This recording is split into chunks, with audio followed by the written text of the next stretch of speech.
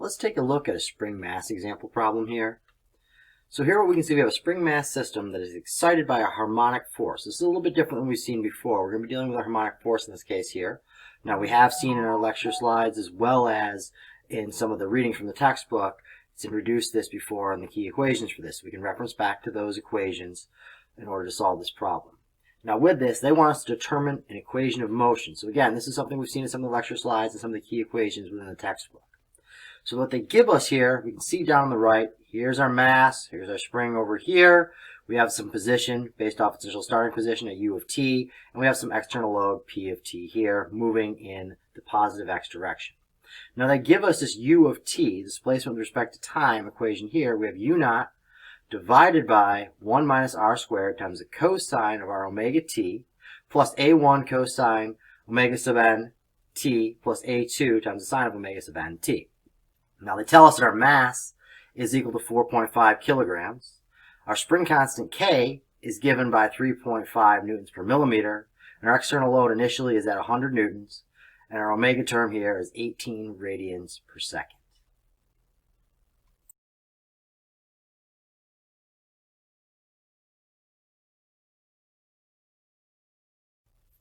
So now that we've had a chance to read through our problem statement, see what they've given us and what they're asking us to solve for, our next step is to create our setup page. Now in our setup page here, right out, okay, we're dealing with our spring mass damper problem. Given, we have this u of t equation that they gave us, our harmonic force. This comes from equation 4.11 on page 84. So we can reference back to that section there if we want some more information on this relationship here for our harmonic force. They tell us that our mass is equal to 4.5 kilograms. Our spring constant is equal to K, which is 3.5 newtons per millimeter. Our P naught, our initial load here, is 100 newtons. Our omega term is 18 radians per second. We have these initial conditions that we're going to use as well for the second part of the problem, that our u naught, our initial position, is 15 millimeters, and our initial velocity, v naught, is 150 millimeters per second. Redraw our simplified diagram here. Here's our spring constant K, mass m, u of t here from our start point, and our external load, p of t. We're looking to solve for our equation of motion. Assumption that we're going to make here is that there's no friction. This is riding smoothly here. We don't have to worry about frictional forces on the bottom.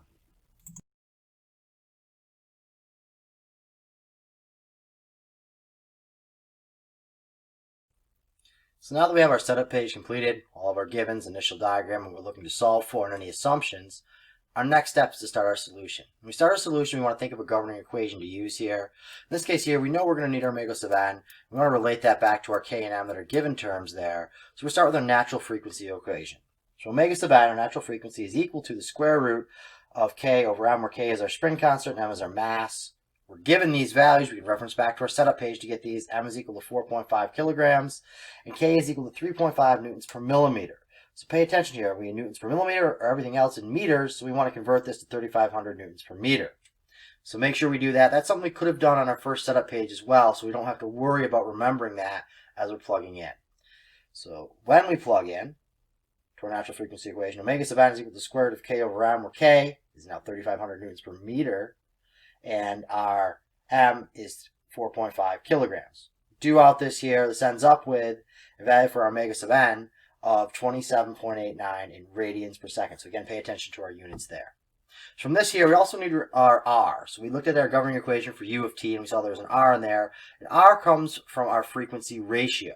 So we can reference back in our textbook to equation 4.6 on page 83 to get our r value. So r is equal to our omega over our omega sub n. This was given in our problem statement, and this we just solved for, so we can plug that in here now and get our r. We do that for our known values here. If omega is given to us as 18 radians per second, omega sub n we just solved for our natural frequency of 27.89 radians per second. Plug those values into this equation 4.6 on page 83. We end up with r is equal to 18 radians per second divided by 27.89 radians per second. So radian per second divided by radian per second does give us a ratio, this unitless there. So r is equal to 0.645 when we plug those in.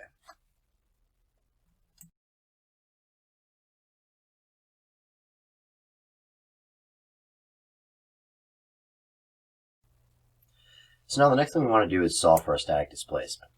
So if we do equation 4.4 on page 82 of our textbook, we can see that we have this u naught is equal to p naught over our k value here, where our p naught is given to us in the problem statement as 100 newtons.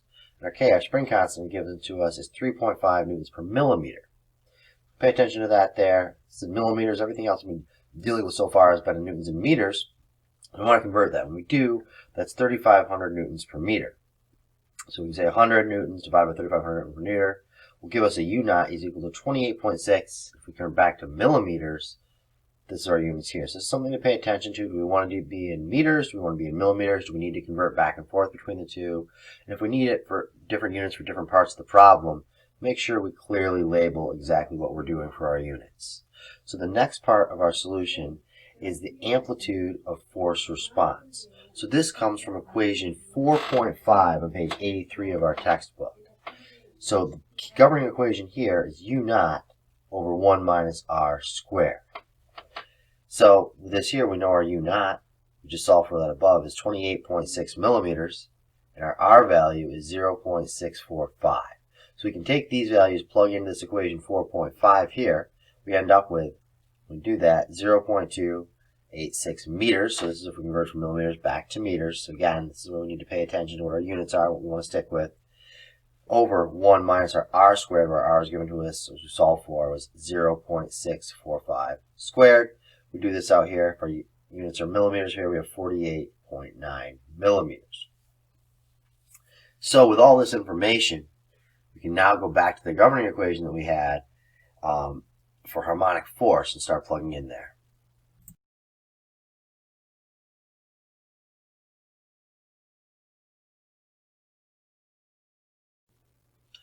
So if we go back to our governing equation for our harmonic force here, we have that U of t is equal to our U naught over 1 minus R squared times the cosine of omega t plus A1 cosine omega sub nt plus A2 sine of omega nt, where we know that our U sub naught that we solved for here is 28.6 millimeters. Our R is 0.645. Our omega is given to us in the problem statement as 18 radians per second. And omega sub n is 27.89 radians per second there. So with all this information, we can plug back into that governing equation there, and what we end up with is U of t is equal to 48.92 times the cosine of 18t plus A1 times the cosine of 27.89t plus A2 times the sine of 27.89t. So now we can use our initial conditions and go back through and solve for A1 and A2. Where our initial conditions we're using here is that U naught, our initial position, is 15 millimeters, and V naught, our initial velocity, is 150 millimeters per second.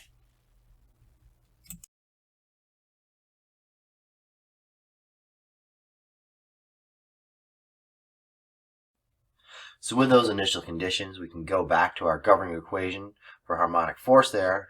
Problem statement, we have our U of t. So with that, we can plug in our initial condition of U naught, which is when time is equal to 0, directly into this equation here and solve for our A1 and our A2.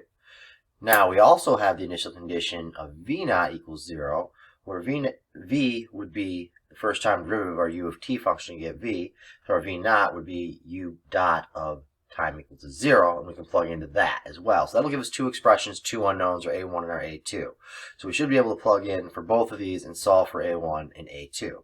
So let's start with our initial condition that V naught is equal to 150 millimeters per second, or our U dot of 0 when time is equal to 0 is equal to 150 millimeters per second. So what we can do here, plug in time is equal to 0 to this equation up here. Remember, we have a time. We do that there. The first two terms end up to 0. Then we have 27.89 A2 times 1 is equal to 150 millimeters per second, or 27.89 A2 is equal to 150. Solve for our A2. A2 is equal to 5.3783. So now we want to do the same thing with our U of t function when time is equal to 0, and we know that that is equal to now 15 millimeters from our initial condition.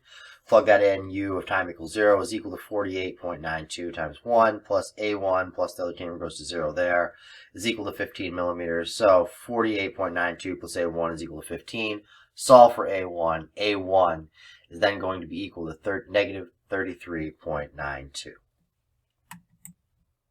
So we can take these values for A1 and A2 and plug back in to our U of t function, our harmonic force function from the beginning. So that's what we do there. Plug back into that U of t. What we end up with now is 48.92 times the cosine of 18t minus 33.92 times the cosine of 27.89t plus 5.3783 times the sine of 27.89t. So now from figure 4.1 on page 82, we have this relationship here that our P of t is equal to P naught times the cosine of our omega t, where we have our P naught is equal to 100 newtons, and we have our omega given to us in the problem statement as 18 radians per second. So we can plug right in to that there, and this says that P of t is equal to 100 times the cosine of 18t. So our equation of motion, general equation that we can plug into from there, given on page 87 from equation 4.16, mu double dot plus cu dot plus ku plus p naught times the cosine of our omega t.